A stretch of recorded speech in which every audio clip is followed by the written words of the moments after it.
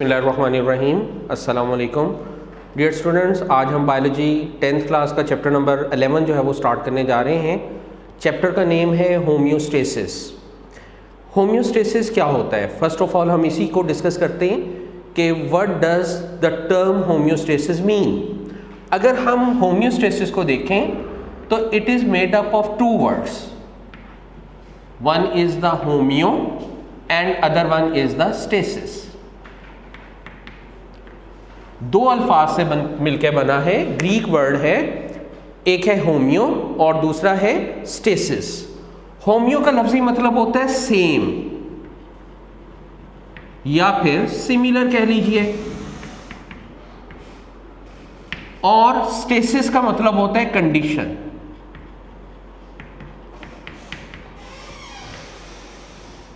यानी किसी भी लिविंग ऑर्गेनिज्म का अपनी इंटरनल कंडीशंस को मेंटेन रखना, उसको इक्विलिब्रियम में रखना, that process is called homeostasis.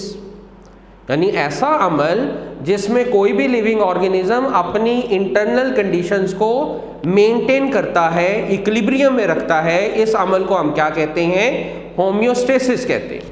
अगर हम डेफिनेशन की तरफ जाएं तो होम्योस्टेसिस को हम डिफाइन कर सकते हैं, it is the process in which the maintenance of the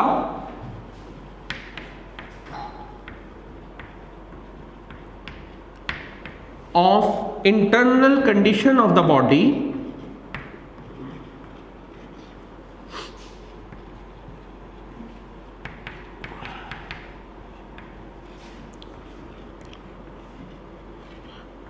at equilibrium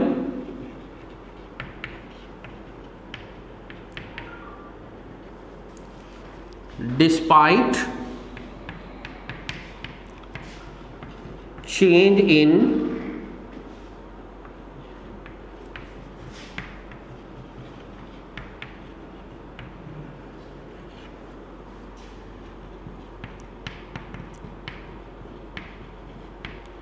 environment। यानी किसी भी लिविंग ऑर्गेनिज्म का अपनी internal condition of the body को इक्विलिब्रियम में रखना, उसको मेंटेन करना without changing the condition of the environment, that one is called homeostasis. For example, अगर ह्यूमन बॉडी का टेम्परेचर देखें, बॉडी टेम्परेचर देखें, तो that one is the 37 degree centigrade, जो क्या है? कांस्टेंट है, जो कभी चेंज नहीं होता, ये मेंटेन रहता है। इन्वायरमेंटल टेम्परेचर कुछ भी हो जाए, हमारी बॉडी का टेम्परेचर जो है वो क्या रहना चाहिए? 37 डिग्री सेंटीग्रेड रहना चाहिए। ये हमारी सर्वाइवल के लिए क्या है? ज़रूरी है। लेकिन अगर इस इन्वायरमेंटल टेम्परेचर में चेंज आ जाए, फॉर एग्जांपल इन्वायरमेंटल टेम्परेचर हो गया 10 डिग्री सेंटीग्रेड, अब ऐसी कंडीशन में हमारी बॉडी क्या करती है? इस टेम्परेचर को, क्योंकि यहाँ 37 डिग्री सेंटीग्रेड है, तो हीट जो है वो फ्लो करेगी इन्वायरमेंट की तरफ, जिससे हमारा बॉडी टेम्परेचर डिस्टर्ब हो जाएगा। तो ऐसी सूरत में हमारे मस्कुलर एक्टिविटीज़ जो है वो बढ़ जाती है, शिवरिंग शुरू हो जाती है, और अल्टीमेटली हम अपना बॉडी टेम्परेचर जो है वो क्या कर लेते हैं? मेंटेन कर लेते हैं।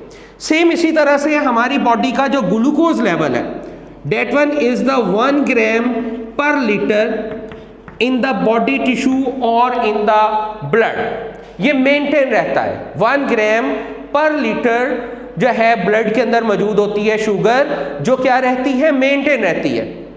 अब हम कोई भी फूड ले, अगर फॉर एग्जांपल हम कार्बोहाइड्रेट्स ज़्यादा ले रहे हैं, तो इट मीन्स शुगर का लेवल क्या हो जाएगा? डिस्टर्ब हो जाएगा। जब शुगर का लेवल डिस्टर्ब होगा, ब्लड शुगर लेवल इंक्रीज होगा, तो अल्टीमेटली हमारा पैंक्रिया जो है दैट प्रोड्यूसेस द इंसुलिन, और वो इंसुलिन क्या करेगी? ग्लूकोज के लेवल को कम कर देगी, लो कर देगी, कम हो जाएगा वो। यानी क्या हुआ कि अगर नॉर्मल लेवल से, इक्विलिब्रियम से शुगर लेवल डिस्टर्ब हुआ है, तो हमारा बॉडी ने क्या किया? पैंक्रियाज ने क्या किया? It produces the hormone which is called insulin, जिसने शुगर के लेवल को क्या कर दिया है? लो कर दिया है। इसी तरह से अगर शुगर का लेवल बहुत ज़्यादा कम हो गया है तो फिर ग्लूकागॉन पैदा होगा और वो शुगर के लेवल को क्या कर देगा, इनहेंस कर देगा। यानी बॉडी क्या कर रही है, बॉडी कर रही है अपनी इंटरनल कंडीशन को मेंटेन कर रही है, उसको इक्विलिब्रियम में रखने की कोशिश कर रही है, जिसका हमने नाम दिया है होमियोस्टेसिस का नाम दिया है। अब होमियोस्टेसिस के अंदर हम अगर अपनी बॉडी को देखें तो हम डिफरेंट चीज़ों को रेगुलेट कर रहे होते हैं। पहली जो मैं टर्म आपको समझाने जा रहा हूं, that one is called osmo regulation.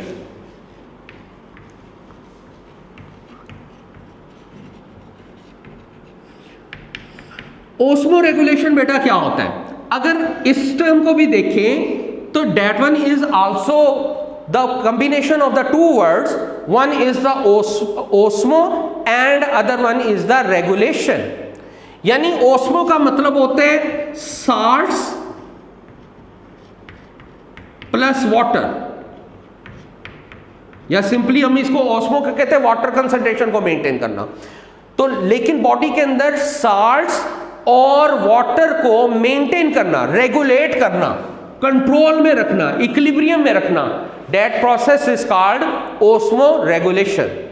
यानी बॉडी के अंदर वाटर एंड साल्ट्स की कंसंट्रेशन को मेंटेन रखना, साल्ट्स को मेंटेन रखना, वाटर को मेंटेन रखना, that one is called osmo regulation. For example, अगर गर्मी बहुत ज्यादा है तो गर्मी ज्यादा होने की वजह से हमारा बॉडी सेट वाटर जो है वो कंटिन्यूसली क्या करता है, अवेपोरेट करता है। जब अवेपोरेट करेगा तो अल्टीमेटली वाटर का level with in the blood जो है वो क्या हो जाएगा, कम हो जाएगा। जब ये कम वाटर वाला ब्लड आपके ब्रेन को ट्रांसमिट होता है तो ब्रेन किडनी को मैसेज देता है कि आप जो है वो वाटर को फिल्टर करिए, उसको बाहर जो है वो यूरिन के जरिए से थ्रो ना करिए, जिसकी वजह से यूरिन जो है वो क्या पैदा होना शुरू हो जाता है, कंसंट्रेटेड पैदा होना शुरू हो जाता है। यानी क्या कर रहा है, आपके किडनीज वाटर को क्या कर रहे हैं, मेंटेन कर रहे हैं, वो उनको बाहर नहीं फेंक रहे। क्यों नहीं फेंक रहे, क्योंकि हमारी बॉडी के अंदर वाटर का लेवल जो है वो क्या कर रहा है, फॉल करना शुरू कर गया।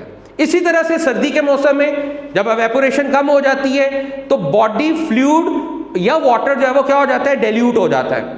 अब मैसेज क्या जाता है कि ज्यादा जो है वो यूरिन पैदा हो, डाइल्यूट यूरिन पैदा होना शुरू हो जाए, ताकि क्या किया जाए, आपकी इंटरनल कंडीशन यानी वाटर एंड साल्ट्स को मेंटेन कर लिया जाए within the body. That one is called osmoregulation. So you can say कि the maintenance of the water and salts, maintenance of the water and salts in the body near to the constant, या तो near to the equilibrium, equilibrium के पास ले आए या उसको equilibrium पर मेंटेन कर लिया जाए, इस प्रोसेस को हम क्या कहेंगे, ओस्मो रेगुलेशन कहेंगे। रिपीट कर देते हैं कि ओस्मो रेगुलेशन का मतलब होता है वाटर एंड साल्ट्स की कंसंट्रेशन को मेंटेन करना विद इन द बॉडी, इस प्रोसेस को हम कहेंगे ओस्मो रेगुलेशन कहेंगे। दूसरी जो टर्म है that one is the thermo regulation.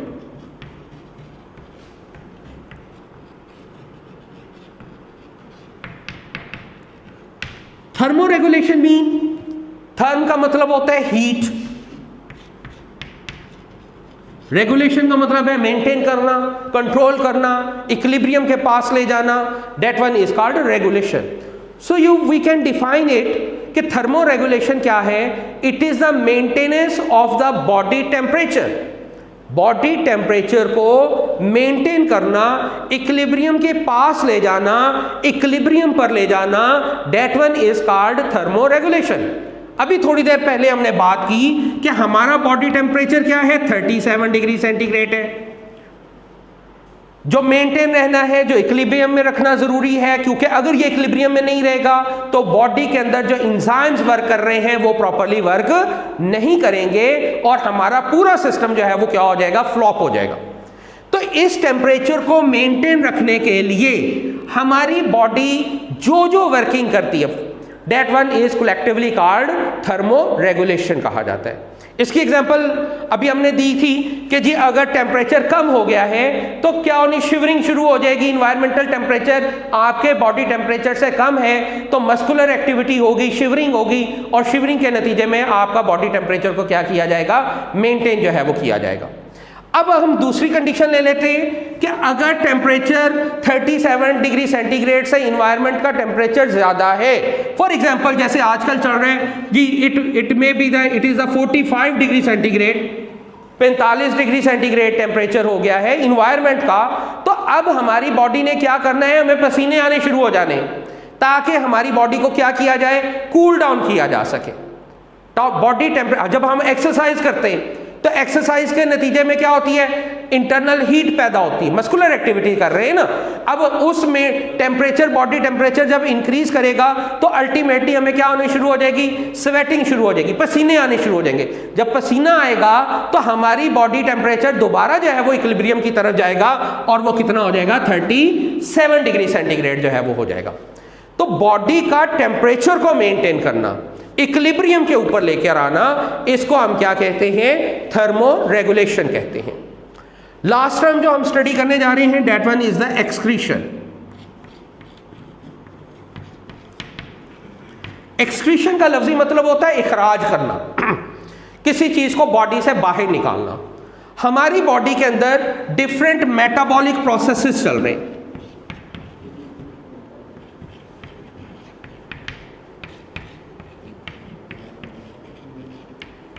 जिसके नतीजे में बहुत सारी चीजें पैदा हो रही हैं जो हमारी बॉडी के लिए क्या है, जरूरी हैं। कुछ एक्सेस होती हैं, ज्यादा होती हैं। अब इन जो एक्सेसिव सब्सटेंसेज हैं जो हमारी बॉडी के अंदर अगर एक्यूमुलेट हो जाए तो वो हमारे बॉडी टिश्यूज को नुकसान पहुंचाएंगे, तो इनको बॉडी से बाहर निकाल देना, इस प्रोसेस को हम क्या कहते हैं, एक्सक्रीशन कहते हैं। यहां पर ये मेटाबॉलिक क्या होती है, मेटाबॉलिज्म क्या होता है, मेटाबॉलिज्म कहते हैं कि sum of all the chemical activities that are taking place in our body, हमारी बॉडी के अंदर जितने भी केमिकल प्रोसेसेस हो रहे हैं उनको कलेक्टिवली हम क्या कहेंगे, मेटाबॉलिज्म कहेंगे।